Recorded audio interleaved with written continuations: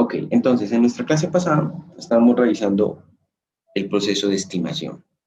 Ese proceso de estimación lo vimos a partir de la recreación de un modelo en el que explicábamos básicamente lo que pasaba con el IPC cuando estaba en función de la base monetaria. Básicamente a esto es a lo que nosotros en macroeconomía determinábamos a partir de la teoría cuantitativa del dinero, que es una relación de largo plazo que existe entre el índice de precios y la masa monetaria. También revisamos en esa clase un elemento importante y era que esta relación que existe entre la base y el IPC, pues es una relación que no necesariamente es lineal.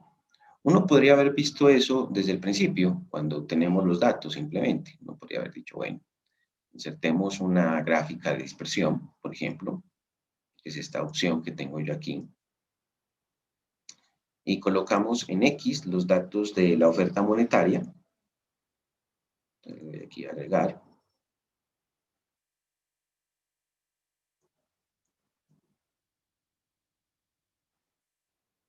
Y en Y voy a colocar los datos que corresponden a la inflación o al índice de precios, para ser más exactos. Y cuando yo tengo esta relación, yo aquí puedo mejorar un poco el tema de los ejes, coloquémosle aquí 60.000.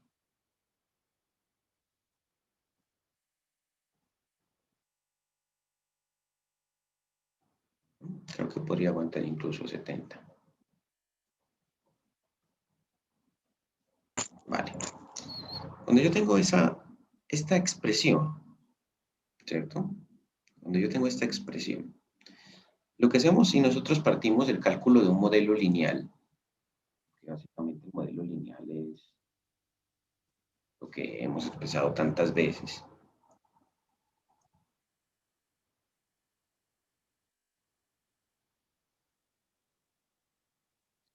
Un modelo que tiene esta estructura, ¿no? En este caso, habíamos acordado que esta era una serie de tiempo.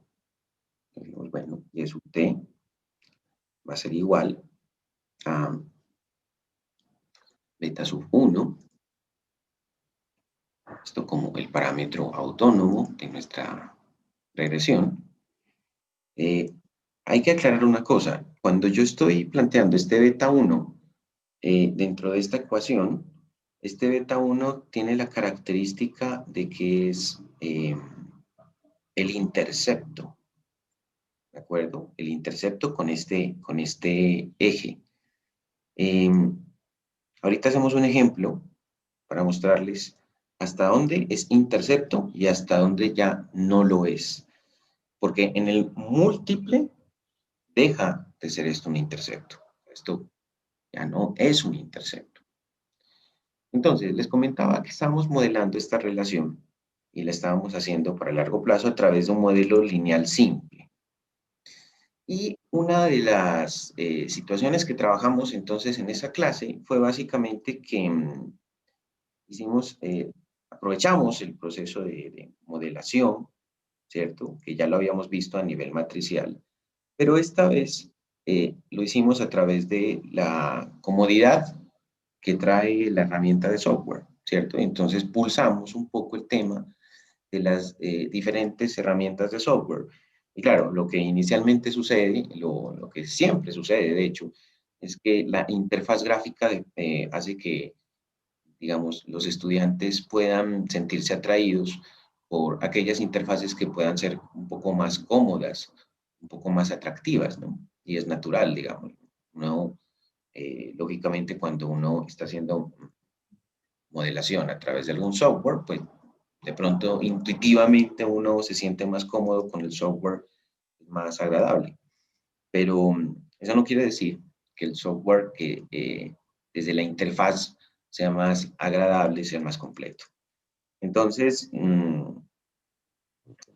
volviendo a lo que nos interesa, que es más allá de las interfaces. O sea, las interfaces igual, nosotros vamos a trabajar aquí con varios paquetes, creo yo. Fundamentalmente con ERE, ya lo hemos dicho, pero vamos a trabajar con varias interfaces para que ustedes tengan ese contacto, ¿no? Hace más o menos 2 años curso que yo desarrollé, lo desarrollé total y únicamente en plataforma de ERE. Por ejemplo, el curso que dicté hace un año, lo dicté totalmente en plataforma de Stata. Y este año lo que he visto es que voy a hacer alguna pequeña combinación de aplicaciones, pero todo tiene su precio, ¿no? Y el precio básicamente es que si, por ejemplo, yo me concentro totalmente en ERE, pues ustedes no conocen las demás interfaces. Si yo me pongo a conocer las demás interfaces, pues no profundice tanto en un software como si lo haría si solamente me quedo con la herramienta. Todo tiene su costo de oportunidad. Entonces, antes de pasar al tema de los software y al concepto del R2, que es uno de los conceptos que me interesa, aquí tenemos un conjunto de datos, ¿cierto? Que puedo graficar a través de un mapa de dispersión. En este eje yo estaría graficando la oferta monetaria, la base, ¿cierto? La base monetaria. Y aquí estaría graficando los índices, ¿cierto? Aquí yo podría, bueno, si quisiera yo esto colocarlo mejor, pues podría colocar aquí los, a ver, colocar los rótulos, ¿cierto? Y entonces aquí podría colocar, bueno, qué sé yo, teoría cuantitativa del dinero.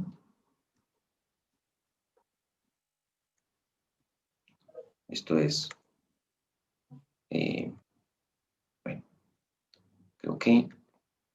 creo que se estila ser así, ¿no? Como dice, la ubicación, que sería Colombia. Aquí quedaría teoría cuantitativa del dinero. Y claro, lo que tendríamos que colocar aquí es lo esencial, que sería el tiempo. Entonces aquí tendríamos 2016, 06.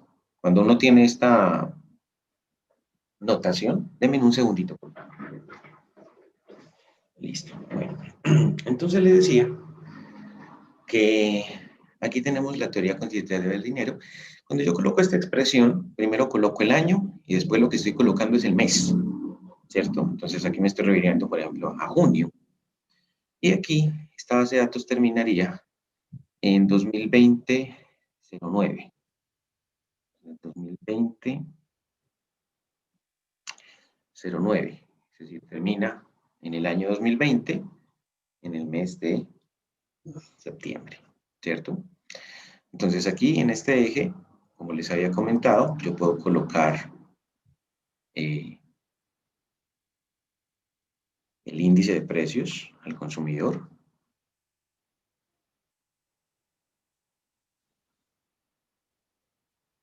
El índice de precios al consumidor.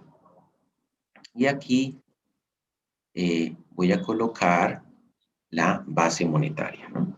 Entonces aquí voy a colocar la base monetaria. Este lo voy a eliminar aquí, suprimir. Esto lo puedo también suprimir. Me queda mejor. Vale. Entonces, cuando nosotros buscamos, bueno, la forma funcional, ese es el otro problema, ¿cierto? El otro problema del análisis econométrico es la forma funcional. Pues básicamente aquí, esta forma que estamos colocando aquí, ¿cierto? Esta forma que estamos colocando aquí, supone que los datos se relacionan como una línea recta. Entonces, por ejemplo, yo marco los datos, le doy a agregar una línea de tendencia, le doy una línea de tendencia aquí. Y fíjese que aquí aparece una peligrosa posición subjetiva por parte del investigador. Es decir, bueno, uno puede decir, a mí me parece que la línea de tendencia sí captura los datos, ¿cierto? Pero la línea de tendencia no es la única tendencia posible. Nosotros podemos utilizar la exponencial, por ejemplo, que la tenemos aquí. Entonces, fíjese el cambio, ¿cierto? De la exponencial a la lineal. O sea, un cambio muy pequeño, cosa que me dejaría a mí pensando, bueno, ¿qué diferencia hay entre el modelo exponencial y el modelo lineal? Y por ejemplo, nosotros miramos la logarítmica, miren el pequeño cambio que hay de la logarítmica a la lineal y a la exponencial, ¿cierto? Si yo utilizo una polinómica, mire que ahí el cambio es más grande, ¿cierto? Esta es una polinómica de orden 2, por ejemplo. Esta es una polinómica de orden 2, ¿cierto? Ahora, yo la puedo variar de orden. Yo puedo colocar una polinómica de orden 3. Mire. Entonces, ¿cuál es el cambio de la polinómica de orden 2 a la polinómica de orden 3? ¿Cierto? ¿O cuál es el cambio de la polinómica de orden 3 a la de orden 4, por ejemplo? O la de orden 5. Bueno, entonces hay algún cambio allí. ¿Qué pasa si yo, en vez de hacer un modelo lineal, hago un modelo potencial? Por ejemplo. Ahí podemos ver que hay cambios. En general, yo en estos datos lo que veo es que hay, por ejemplo, no hay mucha diferencia, al menos gráfica, entre el exponencial con el lineal, con el logarítmico o con el potencial. En donde sí veo cambios importantes es con el polinómico. Entonces, el investigador, ¿cierto? Lo que generalmente hace es plantear una forma funcional tentativa que se genera a partir del modelo lineal. Pero eso no significa que el modelo sea lineal, al menos en las variables. Por lo menos para lo que hemos visto de este curso, el modelo sí debe ser lineal en los parámetros, pero eso no significa que no sea eh, no lineal en las variables, ¿cierto? Entonces, eh, cuando hablamos de cómo la línea de tendencia se ajusta a los datos, ¿cierto? O lo que otros colegas también plantean como cómo los datos finalmente se ajustan a la línea, ¿cierto? Pero en realidad es como la línea se ajusta a los datos, porque los datos están. Lo que uno tiene que hacer es utilizar una función que se adapte lo mejor posible a los datos. O sea, de eso se trata la cuestión aquí. Entonces, ahí es cuando nos sirve el indicador del R2 como una medida de bondad de ajuste, ¿cierto? ¿Qué tan aceptable es el ajuste que tiene nuestra función hacia los datos? Y aquí empieza entonces la discusión. Bueno, me quedo con el modelo exponencial, con el lineal, con el logarítmico, con el polinómico, con el potencial, por ejemplo. Entonces, Excel aquí abajo tiene una cosa chévere que es presentar la ecuación en el gráfico, ¿cierto? Y aquí dice presentar el valor del R cuadrado en el gráfico. Entonces, fíjese que el Excel ya me lo calcula aquí, con un par de clics. Y si atendemos un poco lo que hemos visto en las clases pasadas, fíjense que aquí nosotros tenemos el R2. No se compliquen todavía con esta fórmula, sino miren ese R2, que me estaría diciendo que si yo utilizo esa función lineal, bueno, esta no es una función lineal, es una función exponencial, ¿cierto? Si yo utilizo esa función exponencial, no, esa es potencial, perdón, esa función potencial, la relación entre la base y el IPC sería del 82.78%. Bueno, en últimas, lo que estaría diciendo aquí es que una variación, ¿cierto? Más bien, a ver, que el 82.78% de las variaciones suscitadas en el IPC se deben a las variaciones suscitadas en la base monetaria. Es decir, yo diría que, en otras palabras, ¿cierto? El 82.78% de los cambios del IPC se explican por los cambios de la base. Ahora, ¿a cuánto le falta esto para llegar? ¿Cuánto le falta eso para hacer el 100%? Pues uno podría decir, bueno, 0,78, ¿cierto? Perdón, 82,78, ¿cierto? Si eso yo lo expreso en porcentaje, pues casi el 83%.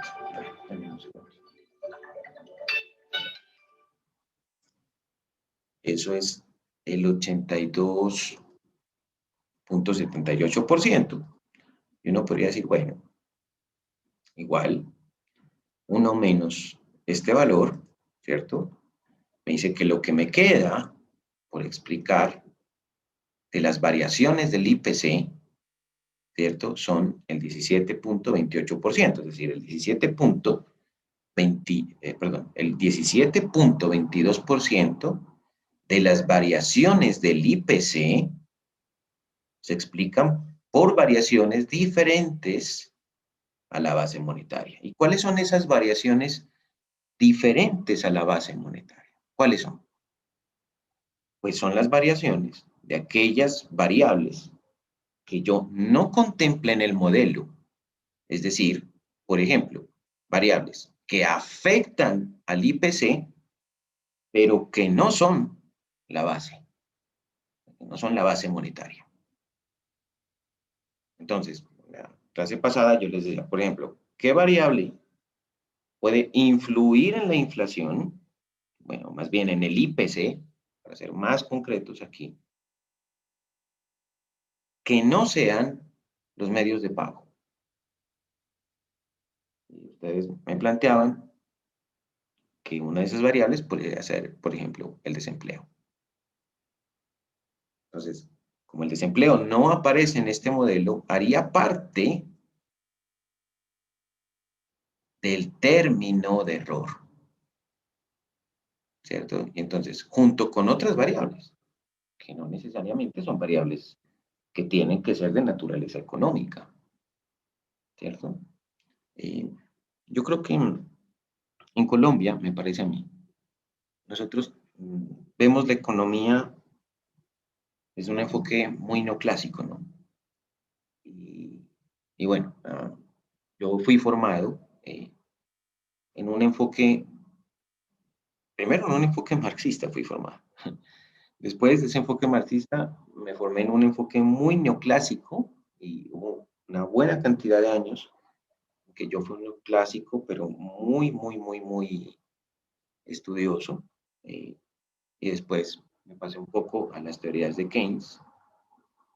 Y eh, bueno, lo que le sucede más o menos a los economistas es que los economistas de alguna manera digamos que se afilian a una escuela del pensamiento, ¿no? Y eso está bien, digamos, que un economista se identifique con una escuela está bien. Pero más o menos desde el año 2001, cuando Vernon Smith, ¿cierto?, ganó el premio Nobel de Economía, siendo psicólogo, eso generó una nueva comprensión de los fenómenos económicos.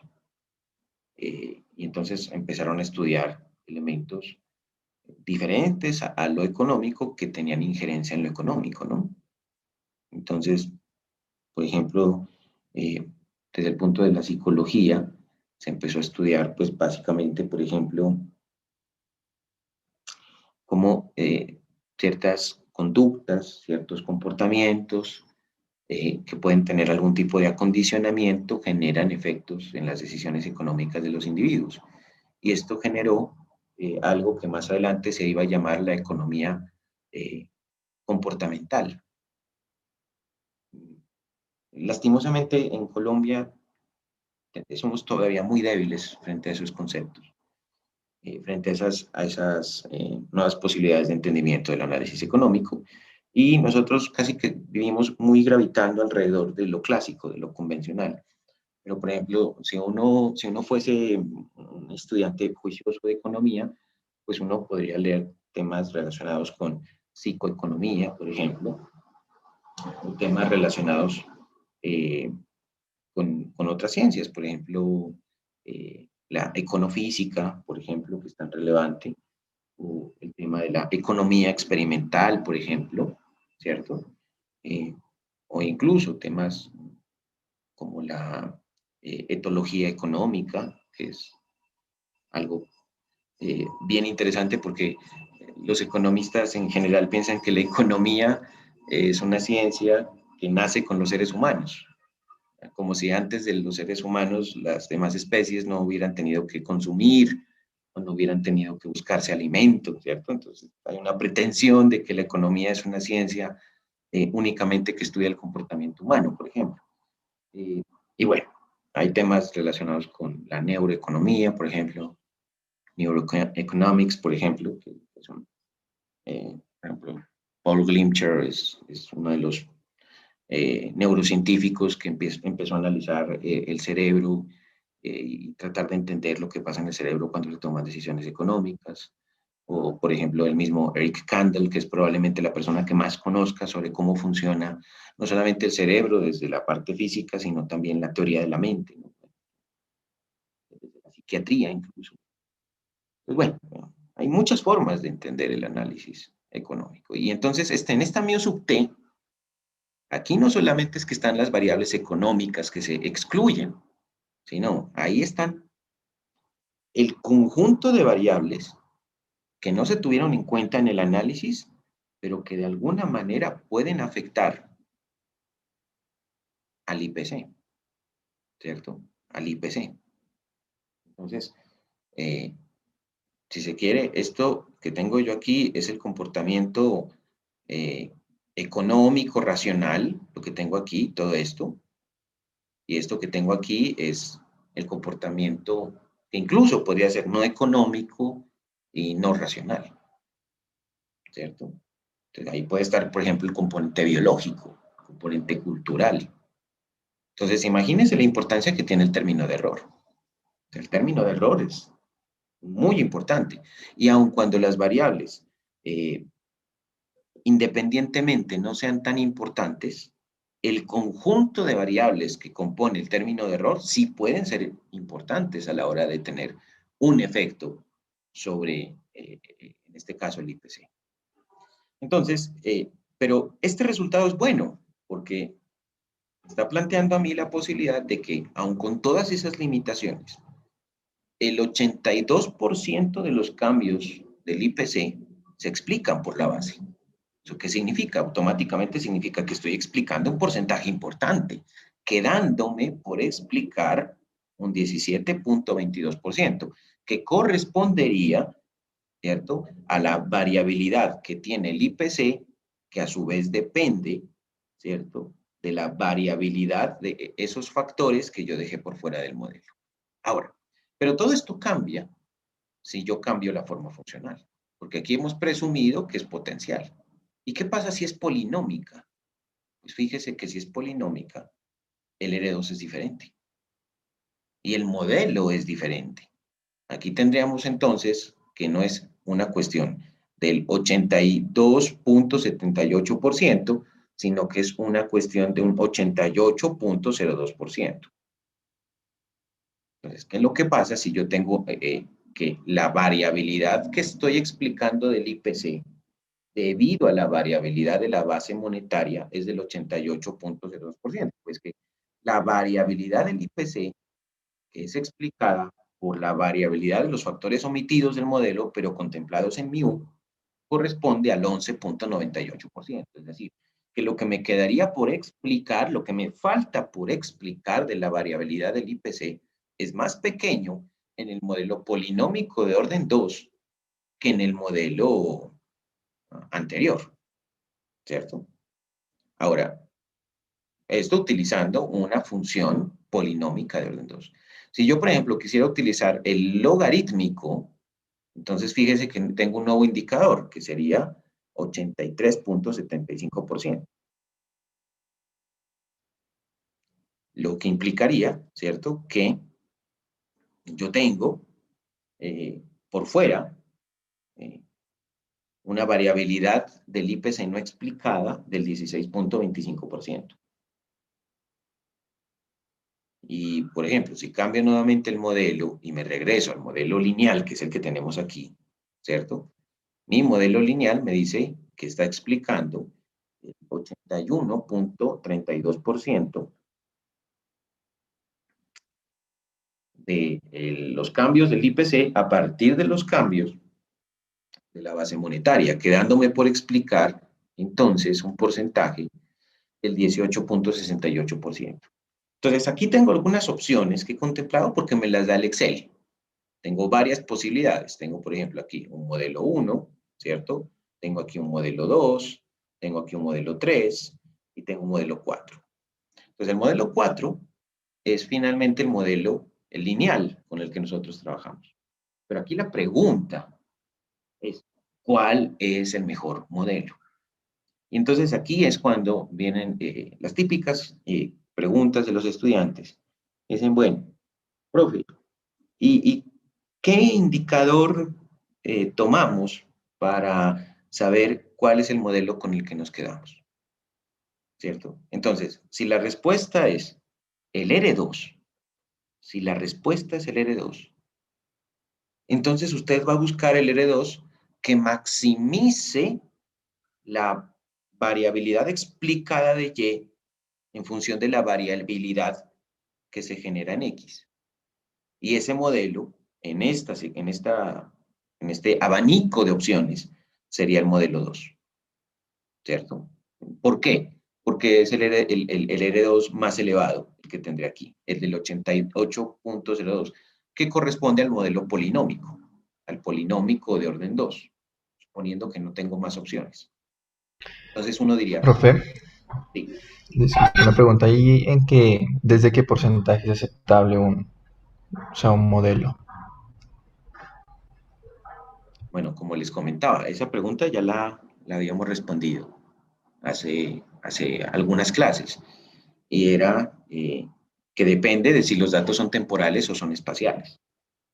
Y fue muy claro en decir, si los datos son espaciales, hay investigaciones que contemplan un 5% como un indicador aceptable, ¿cierto? Porque se está analizando la relación en un punto en el tiempo.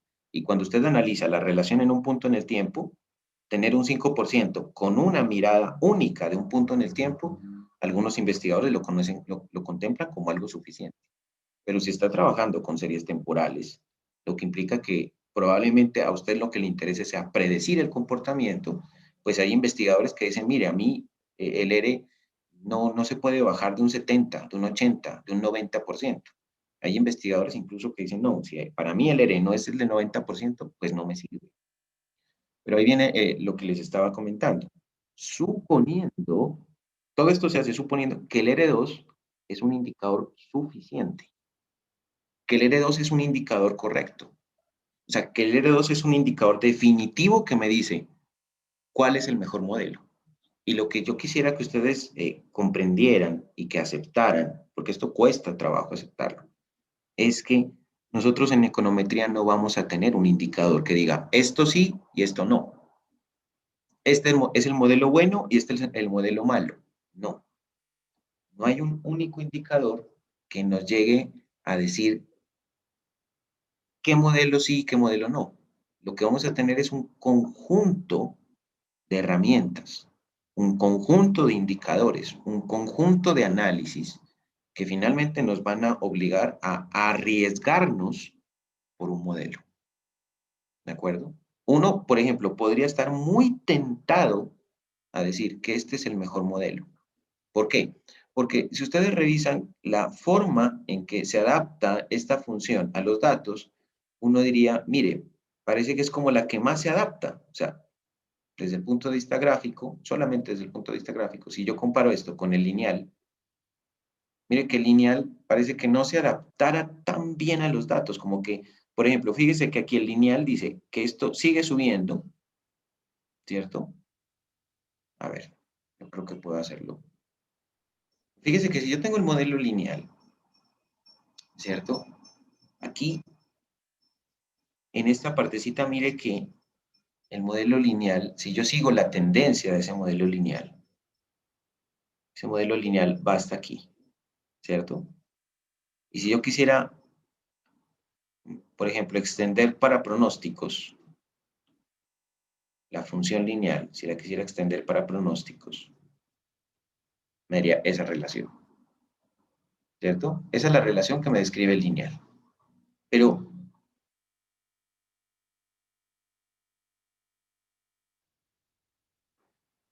por ejemplo,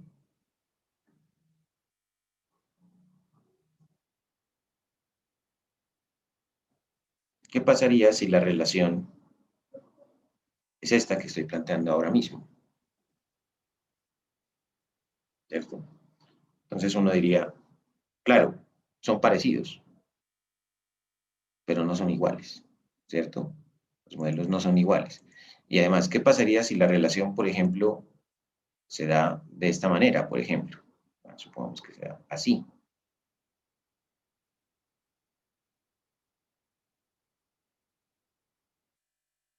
En otra mirada de las cosas, por ejemplo. Entonces uno dice, bueno, ¿cuál es el mejor modelo? ¿Cierto? O cuál es la mejor estimación del modelo. Y entonces uno puede caer en el error de pensar que el R2 es suficiente.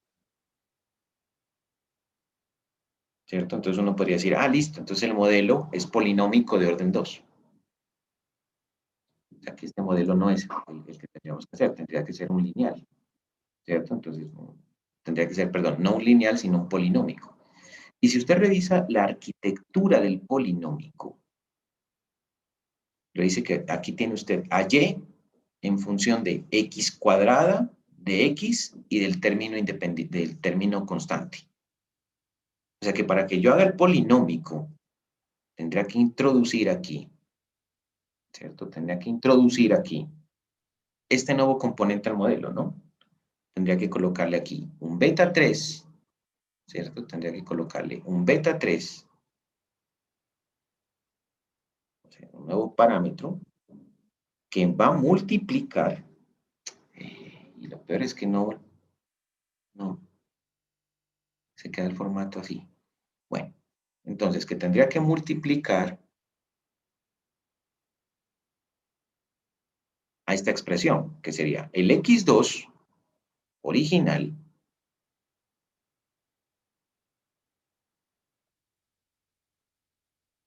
elevado al cuadrado.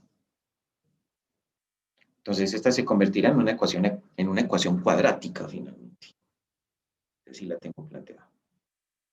¿Cierto? Y esta ecuación cuadrática tiene una característica, así como la estoy viendo, así como la estoy expresando para el caso colombiano. Porque si yo reviso esto, mire que la función comienza creciendo marginalmente, crece cada vez más marginalmente, llega a un punto máximo, que suponemos que está por aquí, y si yo anticipo lo que sucedería después de haber llegado al máximo, siendo cuadrática, lo que me dice la teoría matemática es que esto se va a volver decreciente. Y si se va a volver decreciente, entonces aquí tengo que deben haber exclusión de signos, porque si este signo es positivo, este signo matemáticamente debería ser negativo, ¿cierto? ¿Por qué? ¿Por qué negativo? Porque la pendiente positiva la estaríamos recogiendo aquí. Esta es la pendiente positiva.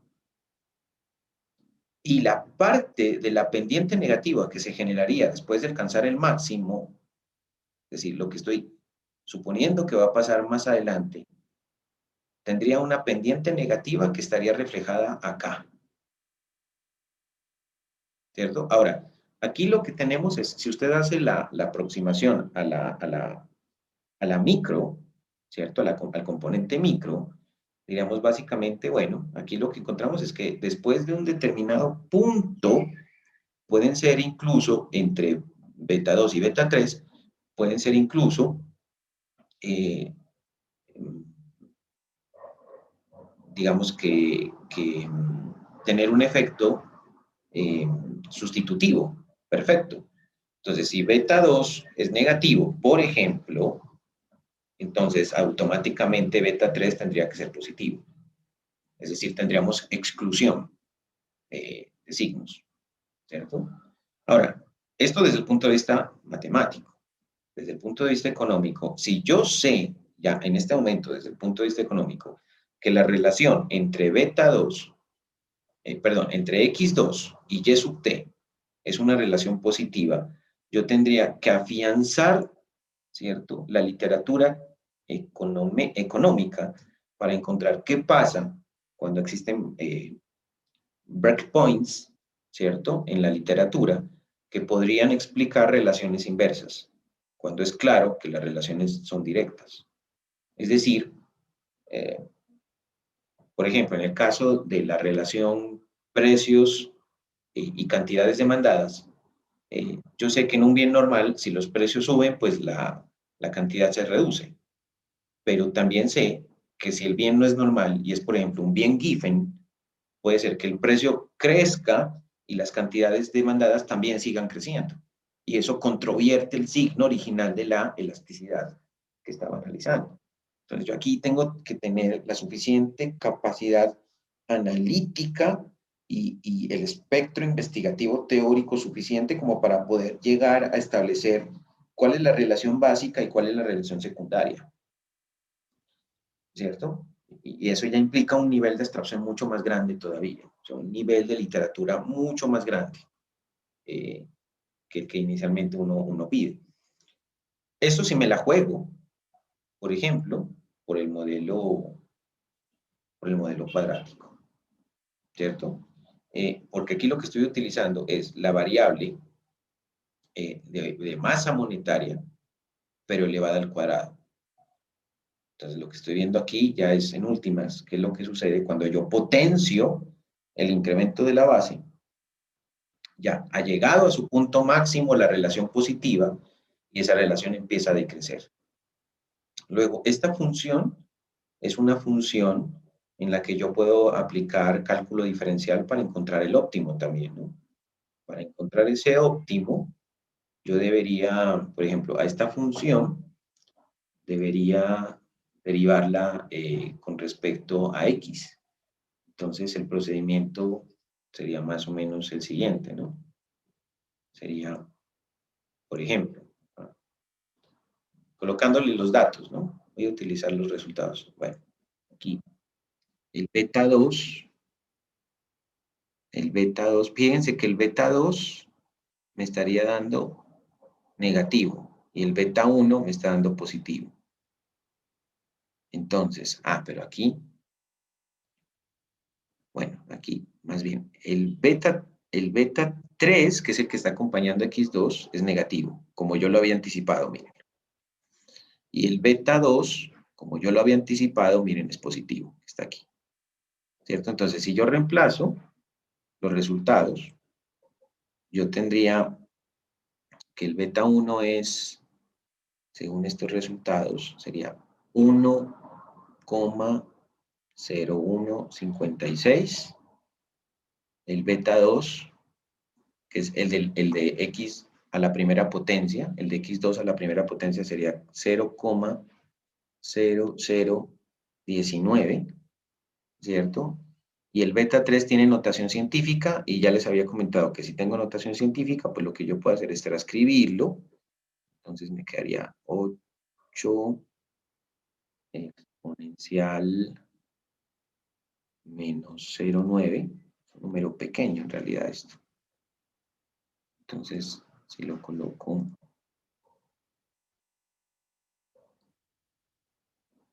me quedaría ese número muy pequeñito aquí. Lo que ya me pone a pensar si el efecto de x2 al cuadrado es relevante, ¿cierto? Porque es un indicador definitivamente muy pequeño. Entonces tenemos 3, 4, 5, 6, 7, 8.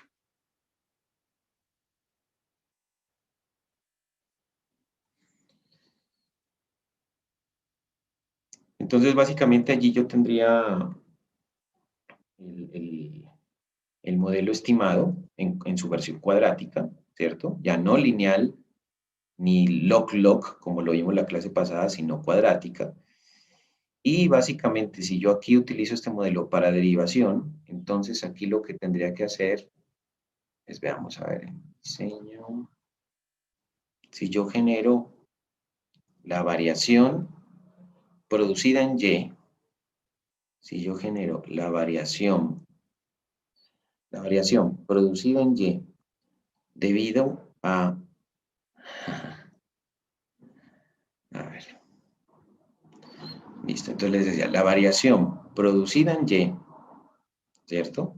Debida a la variación producida en X, ¿cierto? La variación producida en X, en este caso sería en X2T.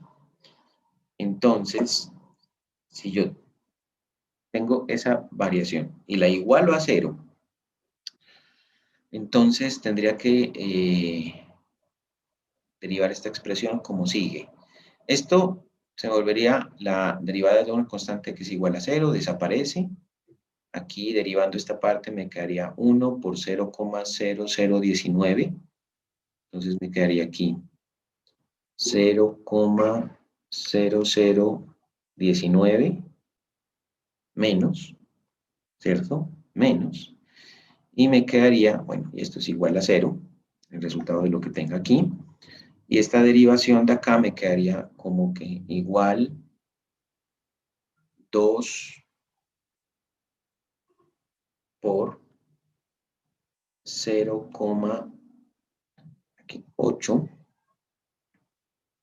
Entonces eso me daría 0,1, 2, 3, 4, 5, 6, 7, 16. E igualarla a 0, ¿cierto? Ah, pero esto me quedaría como x2. Esto me quedaría como x2, porque me quedaría x2 al cuadrado menos en el exponencial menos 1, entonces me quedaría x2, es decir, sobrevive el x2 acá. Entonces me quedaría aquí x2t, ¿cierto? Esto es si utilizo el modelo con propósitos de optimización. Entonces aquí lo que tendría que hacer ya básicamente habiendo derivado es despejar x2 para encontrar la óptima, ¿no? Entonces me quedaría que esa x2 óptima sería x2t igual. Este que está aquí sumando pasaría al otro lado a restar. Entonces me quedaría menos 0,0019. Y este que está multiplicando pasaría al otro lado a dividir, ¿cierto? En negativo. Entonces me quedaría básicamente esto como una fracción. Que igual lo voy a tener que hacer desde 0. Entonces me quedaría así, me quedaría menos 0,0019 dividido entre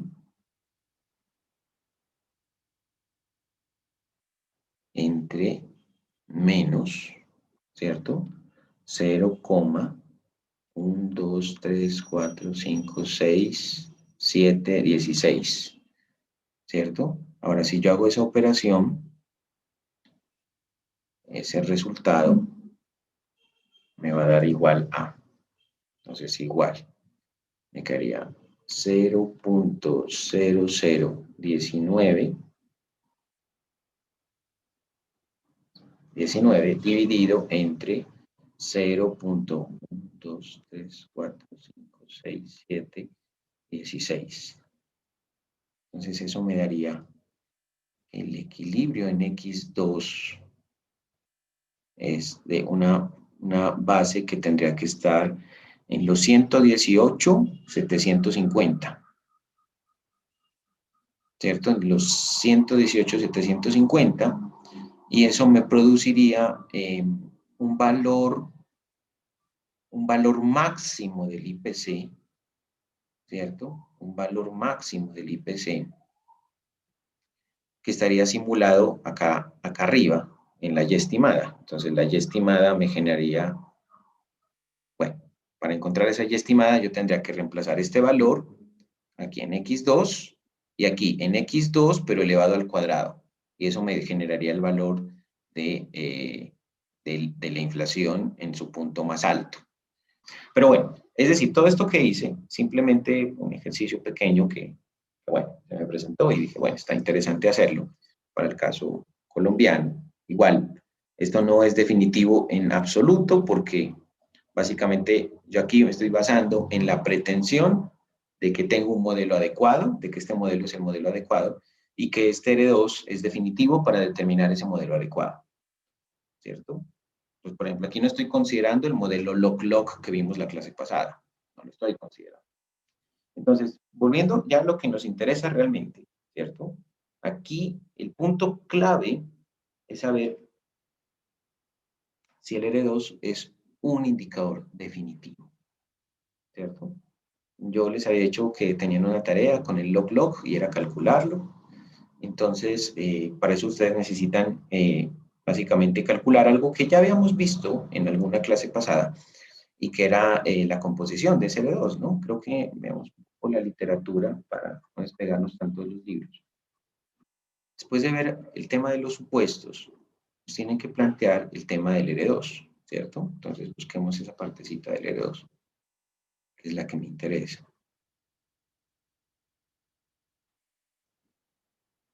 Aquí estamos obteniendo los betas, eso ya lo habíamos visto. Aquí estamos obteniendo términos de error. Estamos sacando sumatoria de residuos al cuadrado.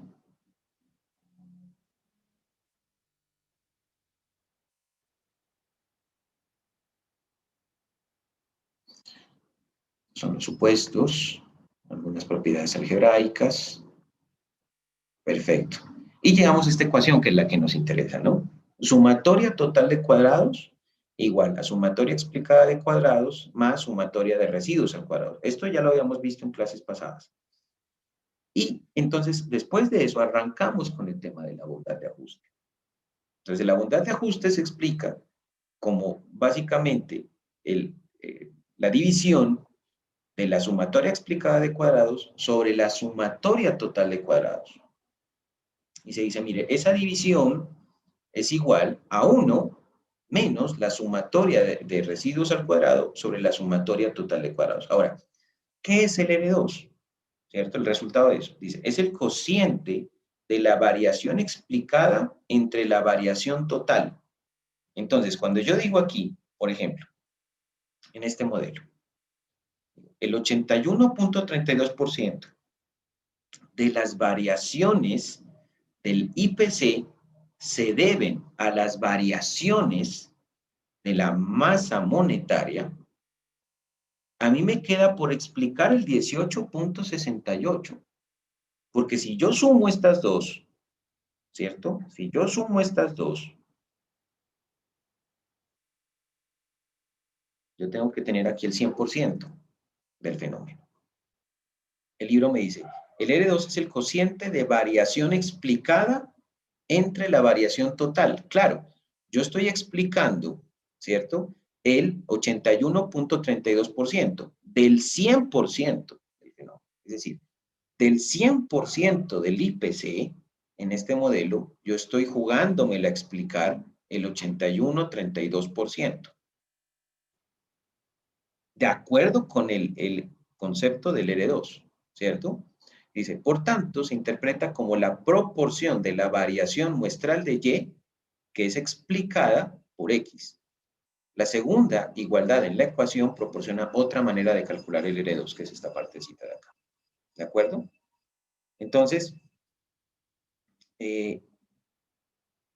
aquí hay un punto importante, dice, si todos los puntos de los datos se encuentran sobre una misma línea, es decir, si pasara que, por ejemplo, vuelvo al modelo lineal, ¿no? Porque aquí estoy con el exponencial, entonces vuelvo al lineal.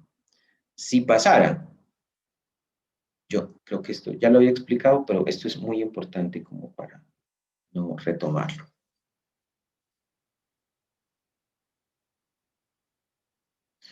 Si yo tuviera en realidad que estos puntos, ¿cierto? Si yo tuviera en realidad que estos puntos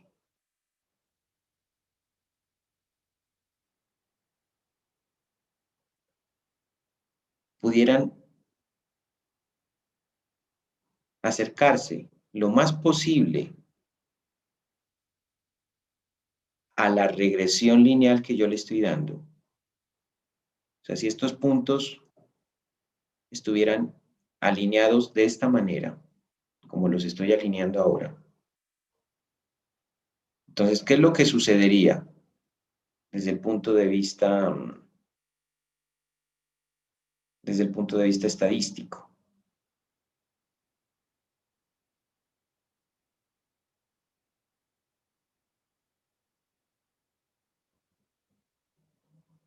Bueno, a ver, estos quitémoslos más bien.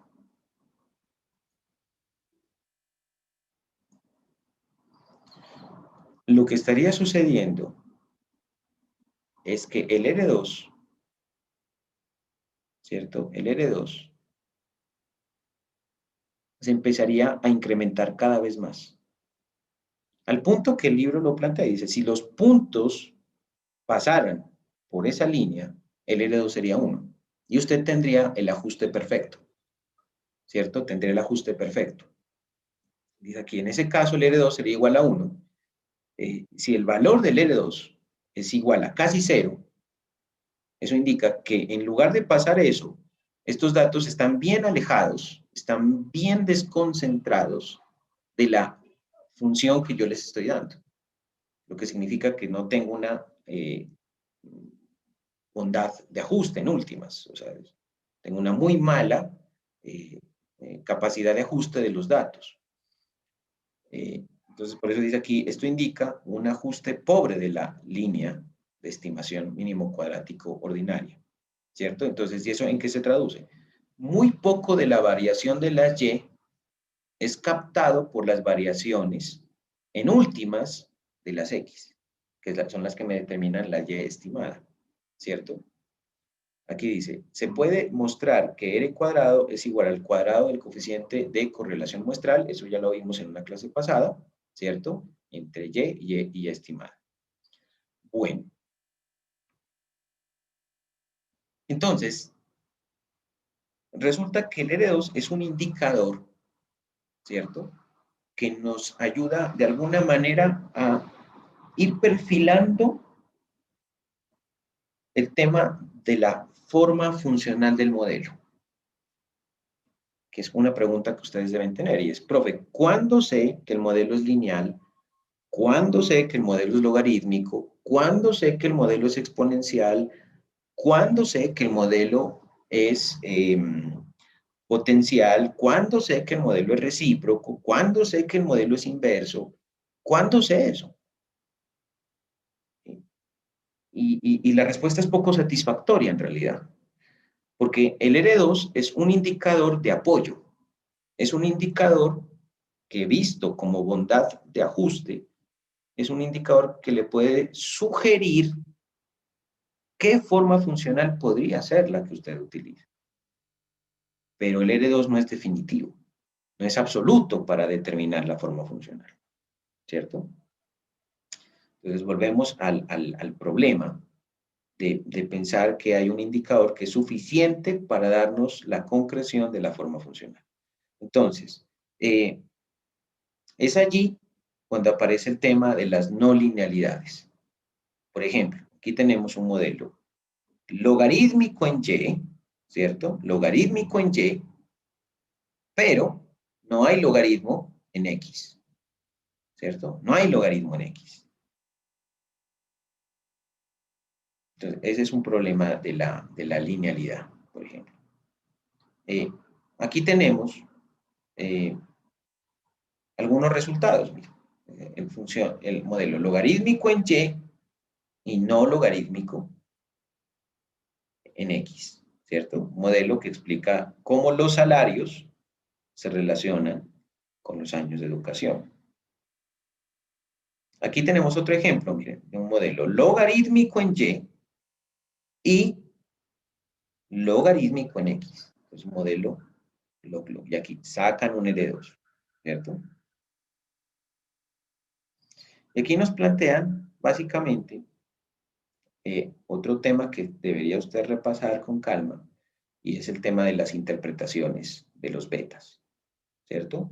Por ejemplo, si yo tengo X y Y, básicamente el beta le mide el cambio que X produce en el cambio de Y. Si es un modelo log en X, lin en Y, entonces se está viendo el cambio absoluto en Y debido a un cambio relativo en X. Si es log en Y, pero es lin en X, usted está viendo variación relativa en Y debido a cambio absoluto en X, ¿cierto? Y si usted tiene aquí log, que sería logarítmico en Y y logarítmico en X, usted lo que está viendo es el cambio relativo en Y debido al cambio relativo en X. Y aquí aparece el concepto de semielasticidad que mirábamos la clase pasada, ¿cierto? Entonces, fíjese que eso está incorporado en el libro. Bueno, por eso aquí le plantea a usted el significado de la regresión lineal entre comillas. Dice, ¿qué significa lineal? Y le plantea, por ejemplo, este modelo. Le dice, mire, está esta variable explicada por esta otra variable que se encuentra como raíz cuadrada. Entonces dice, esto es el consumo en función del ingreso, ¿cierto? Pero resulta que el ingreso es una raíz cuadrada que explica el consumo. Entonces, ¿es este un modelo lineal, chicos? Sí, profe. ¿Por qué? ¿Por qué es un modelo lineal?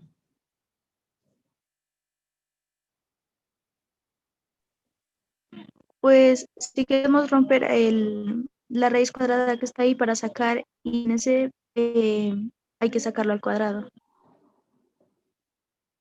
Claro, pero si tú le colocas un cuadrado aquí, al afectar el cuadrado, ese cuadrado tendría que afectar a todo este conjunto y además tendría que afectar el otro lado de la ecuación. Es decir, la única forma de que yo elimine esa raíz sería elevar al cuadrado el consumo y toda esta parte elevarla al cuadrado para poder elevar al cuadrado esta raíz. Luego, ¿qué te queda allí? Te queda el beta sub 0 afectado por una expresión cuadrada, el término de error afectado por una expresión cuadrada y el consumo afectado por una relación cuadrada. Entonces, ¿es lineal o no es lineal? Nuevamente el señor. Ah, pues no, no, entonces, profe.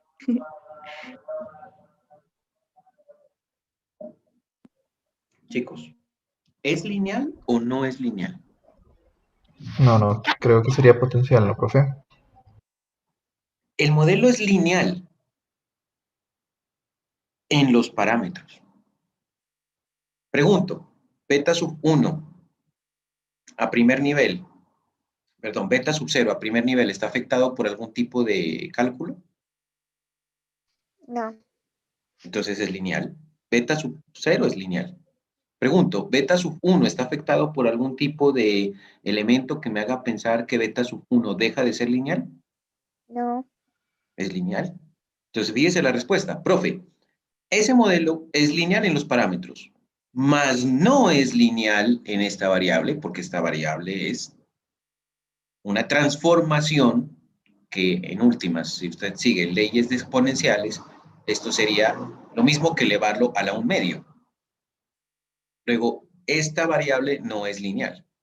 Pero fíjese la lógica con la que ciertos estudiantes pueden operar, y es, dice, si yo elevo esto al cuadrado, entonces vuelve a ser lineal, claro. Pero es que si usted afecta esto al cuadrado, tiene que respetar las leyes de la matemática. Tiene que haber elevado este componente al cuadrado para poder elevar todo este componente al cuadrado y poder operar y así en alguna transformación eliminar este factor. Pero eliminar este factor le implica que usted afecta el beta que antes no lo tenía afectado y afecta este consumo.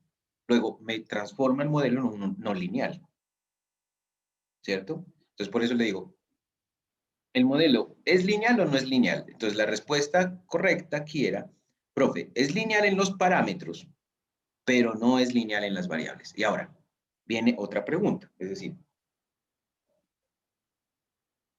¿me afecta el hecho de que el modelo sea no lineal en las variables? Para los propósitos de lo que hemos visto, ¿me afecta o no me afecta?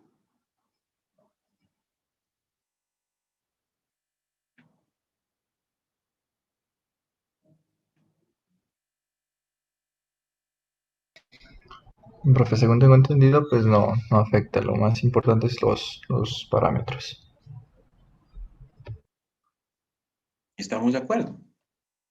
Es decir, mire, usted puede tener un modelo en donde la variable está afectada por un logaritmo, puede estar afectada por un inverso, puede estar afectada por un valor cúbico, puede estar afectado por un valor de tangente, de cotangente, por un valor senoidal, puede estar afectado por un exponencial, puede ser una variable que sea una combinación de un modelo logarítmico, inverso, cuadrático. Puede ser lo que a usted se le ocurra, pero desde que los parámetros no estén afectados, el modelo es lineal. ¿De acuerdo? Entonces, por eso, estas comillas, ¿no? Significado de lineal. No tiene que ser el modelo lineal en las variables. Lo que a mí me preocupa es que sea lineal en los parámetros. ¿De acuerdo? Bueno. Entonces, esto repasando un poquito el tema de los supuestos. Linealidad en los parámetros. ¿De acuerdo? Linealidad en los parámetros. Hay un supuesto 2 que plantea que tiene que haber un muestreo aleatorio. ¿Cierto? Que tiene que haber un muestreo aleatorio. Entonces, básicamente dice aquí, en los capítulos sobre series de tiempo, el tema es que si yo tomo diferentes muestras, más o menos los valores de las estimaciones deben ser convergentes. Yo puedo, por ejemplo, esperar que si hago el análisis de esta serie temporal, ¿cierto? Si hago el análisis de esta serie temporal, así como le estoy planteando aquí, en este modelo, que en últimas, pregunto, este modelo, desde el punto de vista cuadrático que estábamos revisando hace un momento, ¿cierto? Si yo coloco el modelo desde el punto de vista cuadrático, este modelo, pregunto, ¿viola el principio de linealidad en los parámetros? No. Correcto. Es decir, básicamente lo que tenemos aquí es que lo que se están afectando son las variables, pero los parámetros siguen siendo lineales, ¿cierto? Ahora, estamos hablando del tema de los muestreos repetitivos. Supongamos, ¿cierto? Que yo estoy trabajando con el cuadrático y voy a hacer un modelo, pero voy a cambiar el tamaño de la muestra.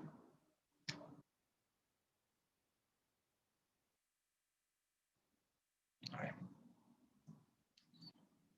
Una duda aquí existencial. Voy a seleccionar datos. Voy aquí a agregar. Entonces, los X serían los datos que corresponden a la base para todo el 16. Y aquí voy a mostrar los cambios para el IPC en todo el 16 también. ¿Cierto? Entonces, eso me da esa cantidad de datos. Aquí yo genero la de tendencia. Vamos a respetar la que teníamos anterior, la cuadrática de orden 2, y le voy a adicionar los valores. Listo. Esta sí ya me está dando un valor lógico. Mire, por favor, los cambios que se están generando. Entonces, pregunto, ¿el autónomo cambia? Sí. Claro, claro que cambia. Cambia incluso hasta de signo, fíjese. Cambia el coeficiente del beta que acompaña la variable a la primera potencia.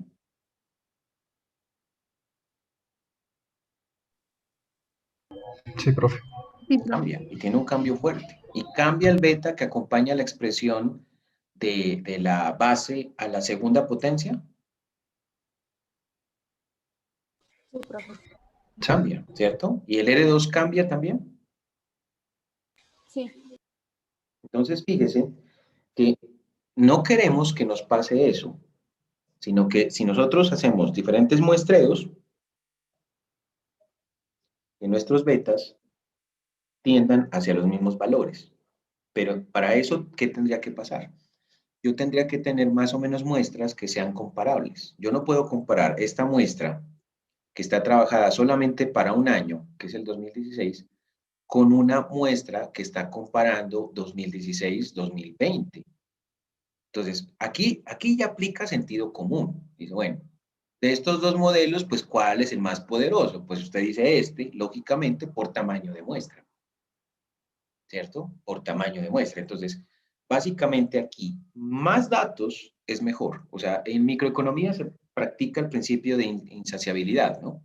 Ustedes vieron las funciones de cómo las curvas de indiferencia se mueven en el sentido que van creciendo las restricciones presupuestales y eso va formando lo que se conoce como las funciones cónicas.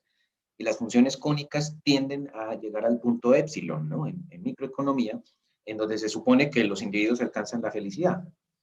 Eso es posible cuando se presume el principio de insaciabilidad, es decir, más presupuesto es mejor que menos presupuesto, más consumo es mejor que menos consumo. Y eso efectivamente lo va acercando usted hacia el punto de épsilon, que finalmente no alcanza porque básicamente épsilon es una quimera, ¿no? Épsilon es la felicidad, la satisfacción de las necesidades humanas es algo que nunca se encuentra. Pero de todas maneras, sí hay una convergencia a medida que se aumenta el nivel de ingreso y se puede acceder a una mayor canasta de bienes de consumo. Aquí pasa algo más o menos parecido, pero en estadística lo que uno dice es, si tengo más datos me van a dar mejores parámetros que menos datos. Entonces, claro, si yo comparo estos dos paneles, se dice, profe, a mí me da más confianza estos parámetros, este R2, que es más alto, este modelo que tiene esta forma funcional, en donde veo que los datos están más cerca a la función, que este otro modelo en donde, mire, tan solamente un punto está dentro de la función lineal, bueno, dentro de la función lineal no, dentro de la función, en este caso cuadrática, mire que el R2 es más bajito y yo observo que hay unos cambios bien significativos en el tema del tamaño de la muestra. Entonces, uno claro, dice, el R2, un R2 alto, ¿cierto? Va acompañado de que estos datos se aproximen a la función que yo le estoy dando. Y por eso uno dice, es que el R2 alto es más atractivo que un R2 bajo. Pero, en este caso, ¿cierto? Nosotros sabemos que estamos siendo injustos porque en este modelo yo tengo muy pocas observaciones. Entonces, la comparación entre modelos debe ser una comparación justa. Yo debo tener más o menos mismo tamaño de muestra. Entonces, cuando tenga tamaño de muestra, ahí sí puedo enfrentar el R2 y puedo enfrentar formas funcionales, ¿cierto? Bueno, entonces, siguiendo un poco con el análisis aquí, si uno tiene, pues digamos, una muestra aleatoria y hace muestreos repetitivos, uno debería tener convergencia, ¿cierto? Entre los valores. Ahora, bueno, ya habíamos visto que básicamente la diferencia de un punto estimado que estaría en la función, ¿cierto? La función de regresión me establece las estimaciones. Frente a los valores reales, pues es lo que me define el término de error, la existencia de los términos de error, ¿no? Bueno, otro supuesto importante que nos plantea este capítulo es que, por decirlo de alguna manera, pues esto ya es como lógico, está autológico, pero pues igual hay que decirlo. X debe ser variable. Aquí dice, no todos los valores muestrales de X son iguales. Es decir, no todos tienen el mismo valor. Entonces, esto podría parecer algo pues un poco, no sé, pues, obvio. Pero básicamente ese supuesto está diciendo, mire, si esto es X, X no puede ser una constante. Porque si X es una constante, mire lo que le pasa a los modelos. ¿Cierto? Bueno, aquí tenemos el problema de que estas funciones se conservan. Entonces yo lo que voy a hacer es borrar aquí esto. Bueno, este lo voy a borrar. Este no me sirve en realidad. voy a trabajar mostrando, ilustrando lo que sucede en este escenario, ¿cierto? Entonces, si yo estoy enfrentando una variable a una constante y pretendo hacer un modelo, pues ese modelo no lo puedo hacer.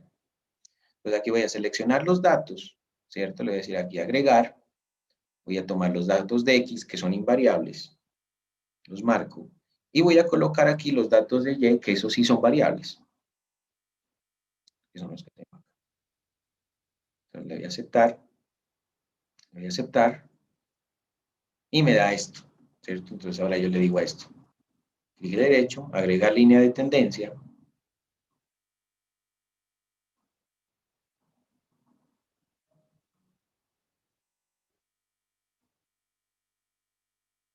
y pasa esto. ¿Se dan cuenta?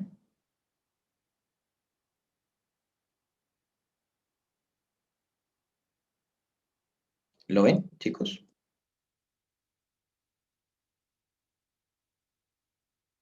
Sí lo ven, ¿cierto? Sí, profe.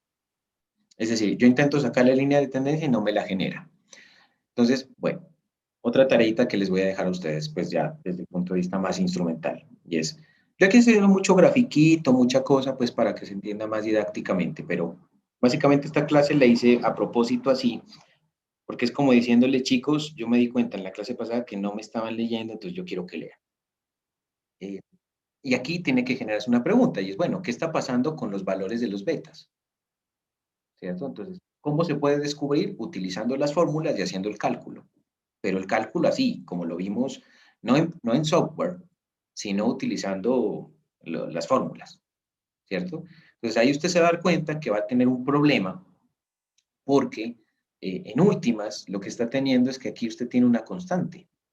Y para poder calcular un beta, el beta básicamente es la variabilidad que se genera en Y, por eso usted mete la derivada, ¿cierto? La derivada que se genera en Y debido a la derivada que se está generando en X. Es decir, básicamente aquí para decir una cosa que es muy obvia, y es las variables deben variar. Las variables no pueden quedarse constantes, ¿cierto? Entonces, este supuesto es como muy elemental, pero eh, es necesario plantearlo. El supuesto 4 dice, mire, para todo valor de la variable explicativa, el valor del error mu es 0. Es decir, ¿cómo se lee esto?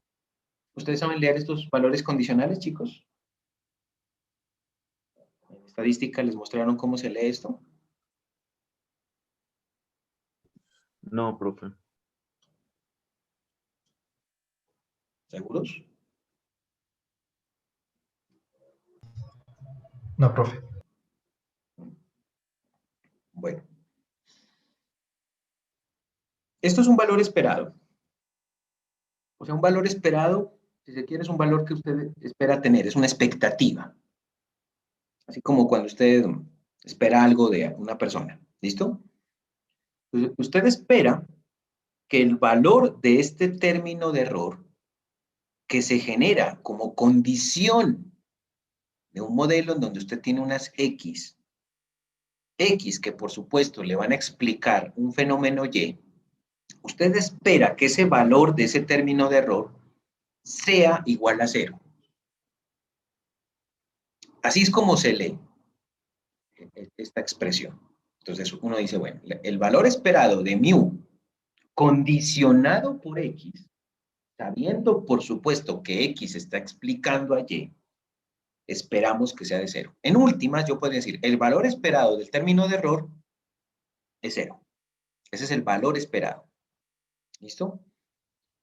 Es una condición también que esperamos que se dé en los modelos, puesto que suponemos que los términos de error no van a ser tan trascendentales, a menos, por supuesto, que yo esté haciendo mal el modelo. ¿Cierto? Por decirlo a ver de alguna manera, vamos a plantear un ejemplo. Planteemos un ejemplo porque esto se entiende mejor es con ejemplos.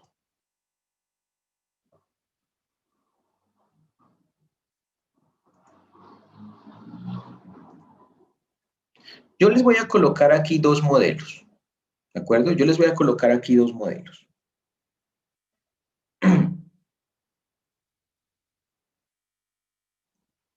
Entonces, en el primer modelo,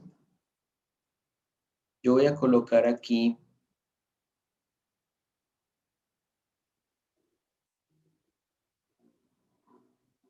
por ejemplo, y sub t o y sub i, coloquémoslo para suponer que esto es una serie de corte transversal, es igual a beta sub 0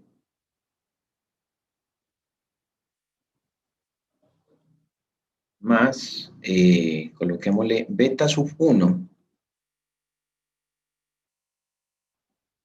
¿Qué pasó aquí?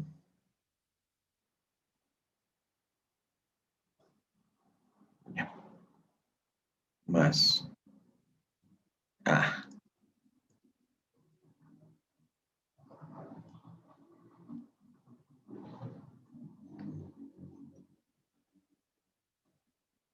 Más beta sub 1 que multiplica a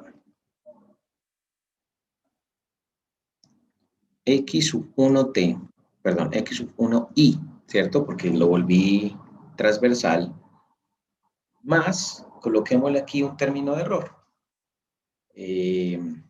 Coloquémosle ese término de error para que ustedes vean que lo puedo denominar de otra manera. Coloquémosle, a ver, coloquémosle b. Coloquémosle aquí b sub i. B sub i. ¿Listo? Entonces, supongamos que aquí yo tengo que este modelo lo voy a enfrentar. Coloquémosle que está como x así. Listo. Este modelo lo voy a enfrentar a este otro modelo.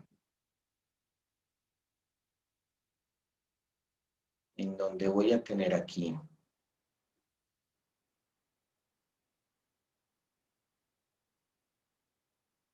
x2i.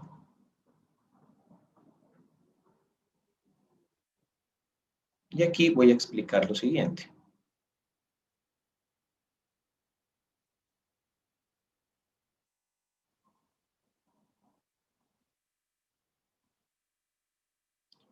Voy a decir x sub i es igual a la pobreza, ¿cierto? X sub i es igual a la pobreza.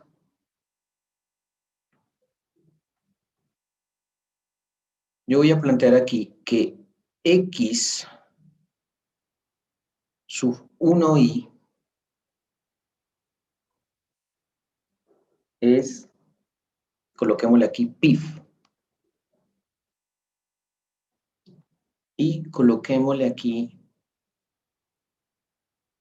que x sub 2i aquí es educación.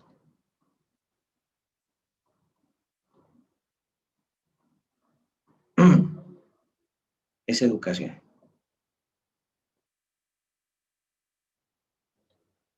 Esto tendría que ser otro valor. Le voy a colocar aquí, qué sé yo, coloquémosle me subí.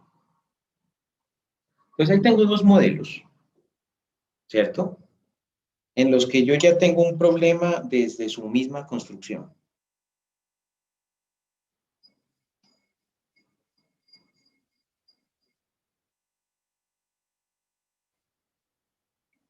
¿Alguien me puede decir qué está sugiriendo el primer modelo?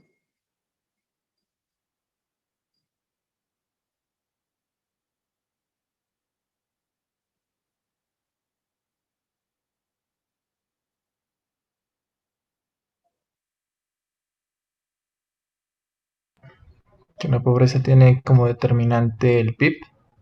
Correcto, listo. En consecuencia, ¿qué supone el segundo modelo?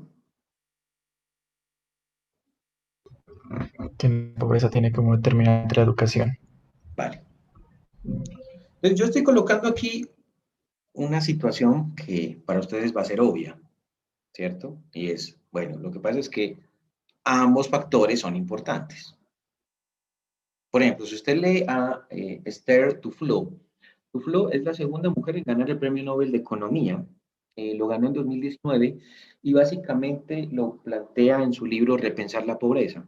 Dice, miren, la pobreza es un tema complicado que incluso ella lo eleva al nivel de economía comportamental. Dice, el tema tiene algunas implicaciones comportamentales, conductuales, ¿cierto? O sea, es un tema que tiene que ver con el conductivismo y básicamente es un tema que está muy traslapado sobre todo el andamiaje sociológico y educacional, por ejemplo. Ahora, si usted revisa lo que hace algunos días pronunció una profesora investigadora de la Universidad de Harvard sobre el tema de la pobreza, ella decía, no es posible vencer la pobreza si la economía no crece. Uno dice, bueno, en últimas, entre PIB y educación hay una relación. Yo podría tranquilamente plantear un modelo dirimitorio que sería un modelo que contemple esta primera parte, ¿cierto? Que comprenda esta primera parte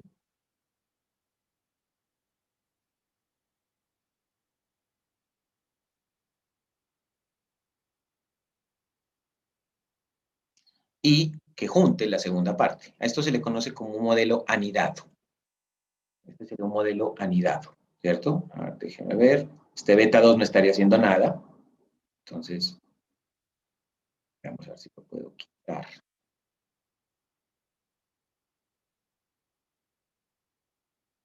Es más fácil copiar esto. Aquí ya creo que puedo quitarlo. Y aquí coloco esto. Listo. Vale, a ver. Y volverlo a renumerar en betas para que me quede así, ¿no? Beta 2. Perfecto. Entonces, fíjese que yo aquí ya tengo un modelo anidado, porque es un modelo que se basa en la construcción de los dos modelos anteriores y que plantea que la pobreza estaría explicada por el PIB y por la educación, que son dos factores importantes. Lógicamente, aquí lo que yo tengo es como una combinación de dos tesis que estoy enfrentando dentro del mismo modelo. Ahora bien, nosotros estamos planteando este concepto básicamente porque yo esperaría, cuando yo formulo el primer modelo, que estoy encontrando la variable, ojo, o las variables que explican el fenómeno. Por favor, hagamos abstracción de todo esto. Hagamos abstracción de todo esto. Tengamos muy en cuenta que X1 es el PIB.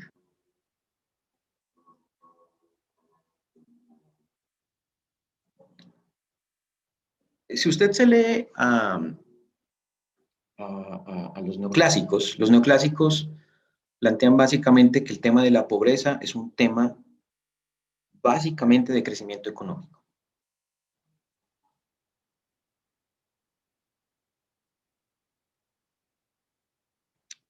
Usted puede llegar a creer que este es el modelo correcto.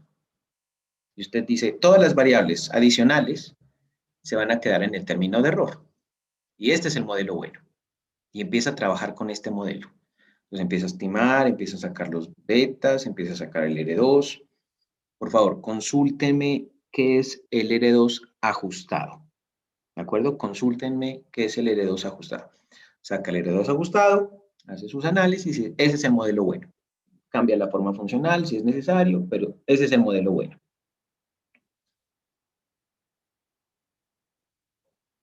¿Qué sucede si otra persona plantea este segundo modelo?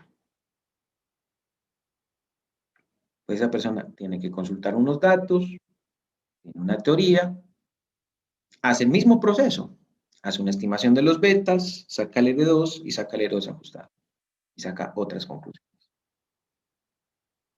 Para la primera persona, ya por una concepción teórica y de datos, va a decir, es que mi modelo es el adecuado. La educación, por lo tanto, en este caso, en este primer modelo, se va a ir al término de error. Fíjese que una variable tan importante para vencer la pobreza se queda en el término de error. Básicamente, ¿por qué? Porque el investigador se metió en la cabeza una idea, y era que la pobreza tenía que estar en función del PIB, única y exclusivamente. Ahora, no es una cosa diferente la que pasa con el segundo investigador. El segundo investigador dice, no, es que la pobreza depende de la educación. Y entonces, ¿qué problema pasa en el segundo modelo? Que en el término de error se va el PIB. Estemos de acuerdo en que el modelo 3, que está por acá, es un modelo que combina las dos anteriores y uno esperaría que tenga menos errores. Pero pregunto, ¿quién me garantiza que este es el modelo definitivo para entender la pobreza?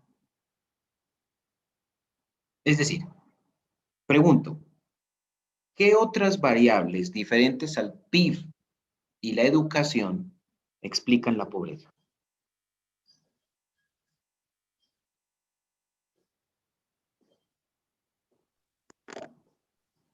Profe, pues el segundo Nada, libro que sí. usted mencionaba sobre repensar la pobreza nos menciona algo así como del razonamiento que tienen los pobres. Entonces yo pues considero que esa sería como una variable que entra en el término de error, ya que pues es difícil pues cuantificar.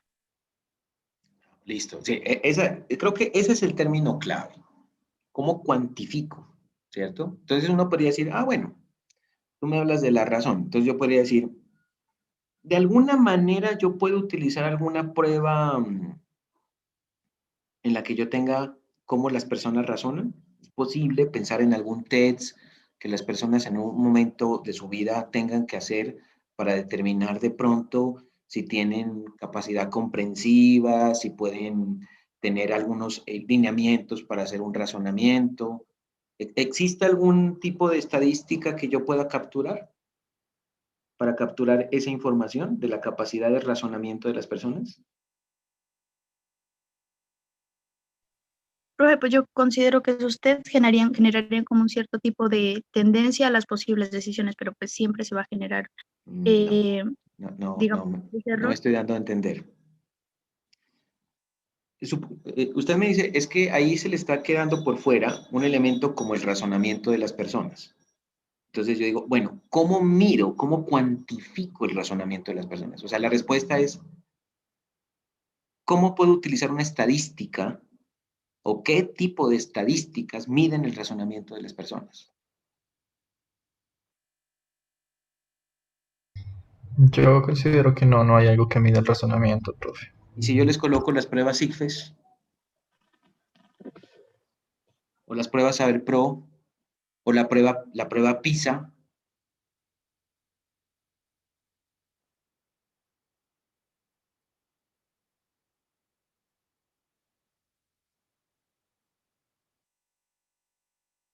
chicos, O algún modelo probabilístico no lineal. por favor, hable un poco más alto que no le escucho.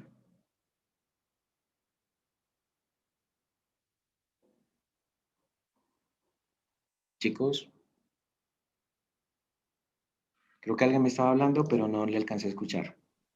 Profe, pues en esas pruebas, las que usted nombra, pues se supone que ahí puede cuantificar pues el razonamiento, ¿no? O sea, el coeficiente de inteligencia de una persona. Pero también hay que tener en cuenta que hay personas que, por ejemplo, hacen, no sé, al pinochazo o no sé. Ah, listo, vale. Entonces, le pregunto, eh, si yo quiero estudiar la pobreza, pero digo, no, es que lo que pasa es que la línea de pobreza no es tan clara. O yo digo, no, lo que pasa es que la línea de indigencia no es tan clara. O lo que pasa es que la metodología para el cálculo de la pobreza multidisciplinar, multidimensional no es tan clara. O por ejemplo, lo que pasa es que las necesidades básicas insatisfechas no son claras. Entonces, o como por ejemplo tengo algún indicador de calidad de vida que no es tan claro, entonces mejor no estudio la pobreza porque como no la puedo cuantificar bien, entonces mejor no la estudio. O ¿para qué utilizo el PIB si el PIB es una medida inadecuada? Solamente tiene en cuenta las actividades formales de la economía. Por ejemplo, el PIB no tiene en cuenta la informalidad, no tiene en cuenta las actividades ilícitas. Entonces, como no puedo meter nada que capture adecuadamente la producción, entonces mejor no meto nada. La educación. Es que No, la profe, no me educación... hago, no, termino esta no me hice partecita y entender les doy la palabra. que La educación no la puedo medir solamente por años, porque por ejemplo una persona que tenga 6 años, 8 años, 10 años y se la haya pasado repitiendo 3 veces el tercero de primaria, 5 veces el quinto de primaria, pues no me da cuenta, ¿cierto? Entonces mejor no hago nada. O lo otro es, tomo un indicador de pobreza, trato de seleccionar el mejor posible, trato de establecer básicamente el PIB, por ejemplo, a nivel sectorial o el valor agregado a nivel sectorial para acercarme lo más posible al tema. En temas, por ejemplo, de educación, pues a la población le trato de preguntar cuál es su último nivel educativo alcanzado y después lo modelo mediante términos binarios, por ejemplo, y hago el modelo. Y si me dicen razonamiento, entonces digo, pues les puedo aplicar en un test de coeficiente intelectual, les puedo desarrollar alguna prueba, o en última les digo, preséntenme en el ICFES y con eso ya tengo un indicador de, bueno, la capacidad de razonamiento.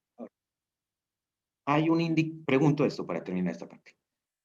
¿Hay una estadística perfecta? O sea, la tasa de desempleo es una estadística que perfectamente ilustre sobre la totalidad del fenómeno del desempleo. ¿Hay un indicador de pobreza que sea no. perfecto? ¿Hay un indicador de crecimiento que sea perfecto? ¿Hay un indicador que mida la racionalidad de las personas perfectamente?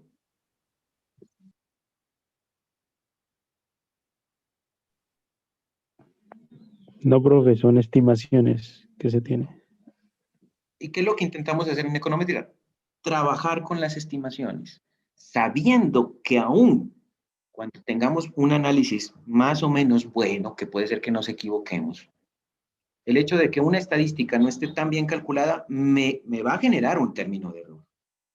Además de que las variables que se me olvidan, de que la forma funcional del modelo puede ser incorrecta, yo siempre voy a tener un término de error. Ahora sí los escucho, cuéntenme.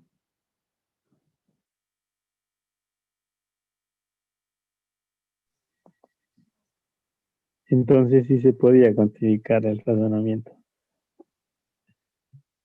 El punto es que yo debo aceptar que yo no voy a poder medir con exactitud un fenómeno.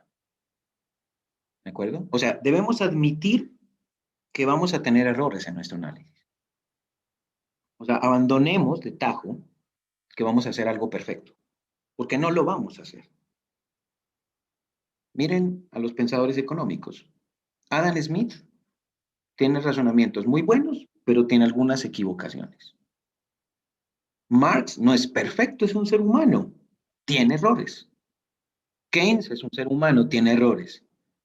Si todos esos tipos con esa capacidad intelectual tan grande tienen errores, pues uno, que es un mortal común y corriente, pues más se va a equivocar, ¿cierto? Más se va a equivocar. Entonces, pero eso no significa que no lo intentemos. Entonces me dice una persona, profe, yo quiero medir el razonamiento de las personas. Pues utilice una prueba ICFES, que la prueba ICFES no es la mejor prueba para medir la capacidad de razonamiento de las personas, que probablemente está prefiriendo la memoria antes que la capacidad de razonamiento. Puede ser. Entonces utilice un test, aplíquele un test de índice de coeficiente intelectual, un IQ, ¿cierto? O usted diseña una prueba para mirar a ver cómo las personas utilizan su razonamiento y obtenga datos, ¿cierto? Pero lo que sí es claro es que usted no va a tener un indicador perfecto. Lo que va a tener es un indicador y con eso usted intenta aproximarse al fenómeno. Ahora, más aún cuando estamos hablando de un fenómeno tan complejo como la pobreza, ¿cierto? Ahora, yo pregunto aquí una situación.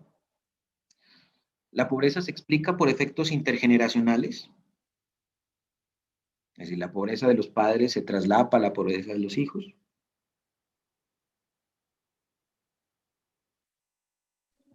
Y con esta ya termino porque ya Puede ser me también. pasé de tiempo, ¿no?